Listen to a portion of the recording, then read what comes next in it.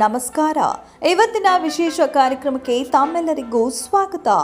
ಜಗತ್ತಿನಲ್ಲಿ ಒಂದಲ್ಲ ಒಂದು ವಿಶೇಷವಾದ ದಿನಗಳನ್ನು ಆಚರಿಸಿಕೊಂಡು ಬರ್ತಿರ್ತಾರೆ.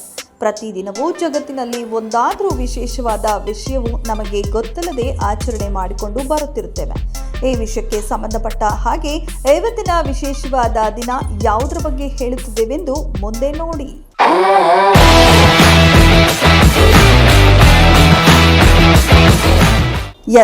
ಅಂತಾರಾಷ್ಟ್ರೀಯ ಮಟ್ಟದಲ್ಲಿ ಸಾಮಾಜಿಕ ಮತ್ತು ಆರ್ಥಿಕ ಅಭಿವೃದ್ಧಿಯಲ್ಲಿ ನಾಗರಿಕ ವಿಮಾನಯಾನದ ಪ್ರಾಮುಖ್ಯತೆಯನ್ನ ಹಾಗೂ ಮುಖ್ಯವಾಗಿ ಜಾಗತಿಕ ಸಂಪರ್ಕದಲ್ಲಿ ನಾಗರಿಕ ವಿಮಾನಯಾನ ವಹಿಸುವ ಪಾತ್ರದ ಬಗ್ಗೆ ಜನರಿಗೆ ಜಾಗೃತಿ ಮೂಡಿಸಲು ಡಿಸೆಂಬರ್ 7ರಂದು ಅಂತಾರಾಷ್ಟ್ರೀಯ ವಿಮಾನಯಾನ ದಿನವನ್ನು ಆಚರಿಸಲಾಗುತ್ತೆ.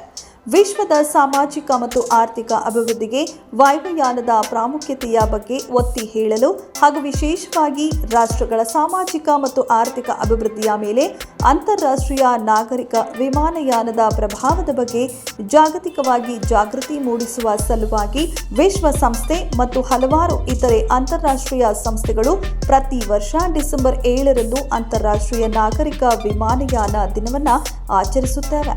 ಈ ದಿನವನ್ನ ಡಿಸೆಂಬರ್ 7ರಂದೇ ಯಾಕೆ ಆಚರಿಸಲಾಗುತ್ತೆ ಅಂದ್ರೆ, ಅಂತಾರಾಷ್ಟ್ರೀಯ ನಾಗರಿಕ ವಿಮಾನಯಾನ ದಿನದ ಇತಿಹಾಸವನ್ನ ನೋಡುವುದಾದ್ರೆ 1944ರ ಡಿಸೆಂಬರ್ 7ರಂದು ಅಂತಾರಾಷ್ಟ್ರೀಯ ಸಹಕಾರ ಮತ್ತು ಏಕರೂಪತೆಯನ್ನ ಭದ್ರಪಡಿಸಲು international civil aviation organisation ಅನ್ನ ಸ್ಥಾಪಿಸಲಾಯಿತು ಮತ್ತು 54 ದೇಶಗಳ ಪ್ರತಿನಿಧಿಗಳು ಚಿಕಾಗೋದಲ್ಲಿ ಅಂತಾರಾಷ್ಟ್ರೀಯ ನಾಗರಿಕ ವಿಮಾನಯಾನದ ಸಮಾವೇಶಕ್ಕೆ ಸಹಿ ಹಾಕಿದ್ರು. ಈ ಸಮಾವೇಶವನ್ನ ಚಿಕಾಗೋ ಕನ್ವೆನ್ಷನ್ ಅಂತ ಕರೆಯಲಾಗುತ್ತೆ. ಇದು ಜಾಗತಿಕ ನಾಗರಿಕ ವಿಮಾನಯಾನ ವ್ಯವಸ್ಥೆಯನ್ನ ಶಾಂತಿಯುತ ಮತ್ತು ಪ್ರಯೋಜನಕಾರಿ ರೀತಿಯಲ್ಲಿ ಅಭಿವೃದ್ಧಿಪಡಿಸಲು ಅನುಮತಿಸಿದ ಪ್ರಮುಖ ಅಂತಾರಾಷ್ಟ್ರೀಯ ಒಪ್ಪಂದವಾಗಿದೆ. ಈ ಒಪ್ಪಂದಕ್ಕೆ ಸಹಿ ಹಾಕಿದ 50ನೇ ವಾರ್ಷಿಕೋತ್ಸವದ ನೆನಪಿಗಾಗಿ 1994ರಲ್ಲಿ ಅಂತಾರಾಷ್ಟ್ರೀಯ ನಾಗರಿಕ ವಿಮಾನಯಾನ ಸಂಸ್ಥೆ ಅಂತಾರಾಷ್ಟ್ರೀಯ ನಾಗರಿಕ ವಿಮಾನಯಾನ ದಿನವನ್ನು ಸ್ಥಾಪಿಸಿತು. ನಂತರ 1996ರಲ್ಲಿ ವಿಶ್ವಸಂಸ್ಥೆಯ ಸಾಮಾನ್ಯ ಸಭೆಯು ವಿಶ್ವದ ಸಾಮಾಜಿಕ ಮತ್ತು ಆರ್ಥಿಕ ಅಭಿವೃದ್ಧಿಯಲ್ಲಿ ವಾಯುಯಾನದ ಪ್ರಾಮುಖ್ಯತೆಯನ್ನ ಗುರುತಿಸಲು ಅಂತಾರಾಷ್ಟ್ರೀಯ ಮಟ್ಟದಲ್ಲಿ ಈ ದಿನವನ್ನು ಆಚರಿಸಲು ಘೋಷಿಸಿತ್ತು. ಅಂದಿನಿಂದ ಪ್ರತಿ ವರ್ಷ ಅಂತಾರಾಷ್ಟ್ರೀಯ ಮಟ್ಟದಲ್ಲಿ ಈ ದಿನವನ್ನು ಆಚರಿಸುತ್ತಾ ಬರಲಾಗುತ್ತಿದೆ. ಅಂತಾರಾಷ್ಟ್ರೀಯ ನಾಗರಿಕ ವಿಮಾನಯಾನ ದಿನವು ಪ್ರಪಂಚದಾದ್ಯಂತ ಅನೇಕ ದೇಶಗಳನ್ನು ಒಂದುಗೂಡಿಸಲು ಮತ್ತು ಸುರಕ್ಷಿತ, ಪರಿಣಾಮಕಾರಿ ಮತ್ತು ಸಮರ್ಥನೀಯ ಜಾಗತಿಕ ವಾಯುಯಾನ ವ್ಯವಸ್ಥೆಯನ್ನು ಅಭಿವೃದ್ಧಿಪಡಿಸಲು ಅವಕಾಶವನ್ನು ಒದಗಿಸುತ್ತೆ.